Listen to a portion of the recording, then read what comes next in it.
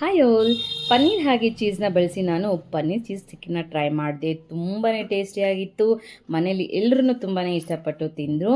ನಿಮ್ಮ ಮನೇಲೂ ಕೂಡ ಇಷ್ಟಪಡಬೇಕಾ? ಹಾಗಾದ್ರೆ ಒಂದ್ಸರಿ ಟ್ರೈ ಮಾಡಲೇಬೇಕಲ್ವಾ? ಬನ್ನಿ ಹೇಗೆ ಮಾಡೋದು ಅಂತ ಹೇಳಿ ನೋಡೋಣ.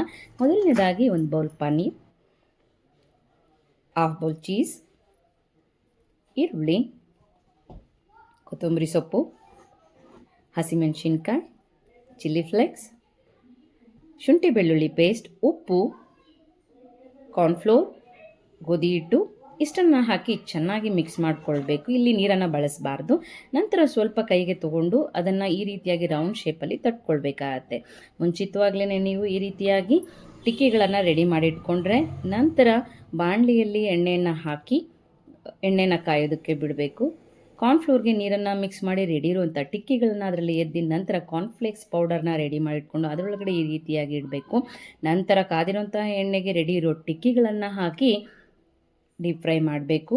ತುಂಬಾ ರುಚಿಕರವಾದಂತಹ ಈ ಪನ್ನೀರ್ ಟಿಕ್ಕಿ ರೆಡಿ ಆಗುತ್ತೆ. ಇದನ್ನು ಟೊಮೊಟೊ ಕೆಚಪ್ ಅಥವಾ ಗ್ರೀನ್ ಚಟ್ನಿ ಜೊತೆ ಸರ್ವ್ ಮಾಡಿದ್ರೆ ಖಂಡಿತವಾಗ್ಲೂ ಎಲ್ಲ ಇಷ್ಟಪಡ್ತಾರೆ. ನೀವು ಕೂಡ ಟ್ರೈ ಮಾಡಿ ಹೇಗಿತ್ತು ಅಂತ ಹೇಳಿ ಕಾಮೆಂಟ್ಸ್ನಲ್ಲಿ ತಿಳಿಸಿ. Thank you.